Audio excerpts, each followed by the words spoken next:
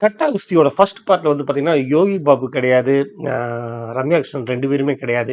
But இந்த படத்திலோட ட்ரெய்லர்லயே வந்து ரம்யா கிருஷ்ணன், யோகி பாபு 2 பேத்தையுமே காமிச்சுட்டாங்க. ஆனா என்ன கேட்டாங்கன்னா, நான் காமிச்சிருக்க மாட்டேன் அப்படின்னு தான் சொல்லுவேன். காமிச்சிருக்க கூடாது அப்படின்னு தான் சொல்லுவேன். ஏன்னா, அது வந்து ஒரு ரொம்ப சர்ப்ரைஸான பேக்கேஜிங்கா இருக்கும். யோகி பாபுவோட காமெடி தொடர்ந்து 2வது படமா ஒர்க் அவுட் ஆயிருக்கு அப்படிங்கிறது பயங்கர இது. அதை விட ரம்யா கிருஷ்ணன் பட்டைய கிளப்பியிருக்காங்க. 2 பேத்தையும் கொஞ்சம் மறைச்சு வச்சிருந்தா, இன்னமும் கூட தியேட்டர்ல ஆடியன்ஸ் பார்க்கும்போது பயங்கர சர்ப்ரைஸா இருக்கும்னு தான் எனக்கு தோணுது. ஹாய்ங்க. நான் உங்க கவின். இந்த படம் வந்து கட்டா குஸ்தி படத்தோடைய ரிவ்யூ தான். ரிவ்யூல ஒண்ணும் சொல்றதுக்கெல்லாம் எதுவும் இல்லங்க. நான் கதையெல்லாம் எதுவுமே சொல்லப் போறது கிடையாது. பெருசா கதையும் கிடையாது. நீங்க கட்டா குஸ்தி படத்தோட ஃபர்ஸ்ட் பார்ட்ல என்னென்னலாம் பார்த்தீங்களோ, அதே விஷயங்கள் தான் தொடருது. அத தாண்டி பெண்ணியத்த அதிகமா பேசுறாங்க. குழந்தை வளர்ப்பு முறை, அவங்களுடைய எதிர்காலத்த பத்தி பேசுறாங்க. எதையுமே வந்து கருத்தா சொல்லல. அத நம்ம பெருசா எடுத்துக்கவும் வேண்டியது கிடையாது. அது படத்தோட ஃப்ளோல தான் போகுது. நம்ம சினிமா பார்த்து அந்த கருத்துக்கள எடுத்து திருந்தக்கூடிய மனநிலைலாம் நமக்கு கிடையாது. நமக்கு எல்லா இதுவுமே உண்டு. ஸோ படம் பொழுதுபோக்கா இருக்கா அப்படின்னு பார்த்தா, கட்டாயமா இருக்குங்க.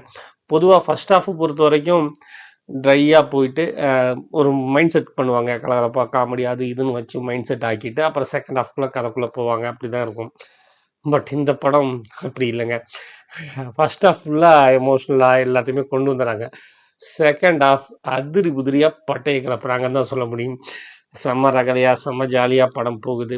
பொதுவாவே செகண்ட் பார்ட் படங்கள் எல்லாமே வந்து பார்த்தீங்கன்னா, ஃபர்ஸ்ட் பார்ட்ல கிடைச்ச வெற்றிய எப்படியாவது பைசா பண்ணணும்னு நெனைப்பாங்க. ஸோ, அதனாலேயே வந்து பார்த்தீங்கன்னா, செகண்ட் பார்ட் வந்து நெறைய படங்கள் பெருசா போகல. சில படங்கள் நல்லா இருந்தா கூட மக்கள் ஏத்துக்கல.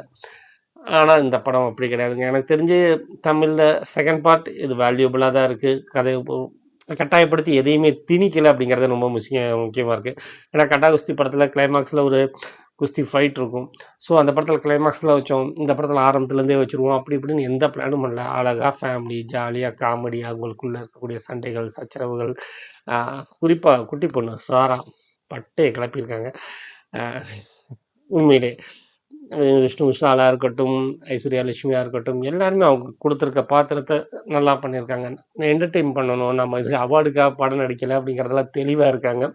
ஸோ, அதனாலேயே கொடுத்த பைசா நமக்கு வசூல் ஆகுது அப்படிங்கிறது தான் நிஜம். உங்கள்ல எத்தன பேர் அந்த படத்த ஃபர்ஸ்ட் படம் உங்களுக்கு பிடிச்சிருந்துச்சு அப்படிங்கிற பட்சத்தில, இந்த படமும் உங்களுக்கு கண்டிப்பா பிடிக்கும். Gatta Kusthi, Vishnu Vishal back to form அப்படின்னு தான் சொல்ல முடியும். ஆனா, அவருக்கு அப்பப்ப வெற்றிகள் கிடைக்குது. ஆனா, அத கொட்ட விட்டுறாரு தான்.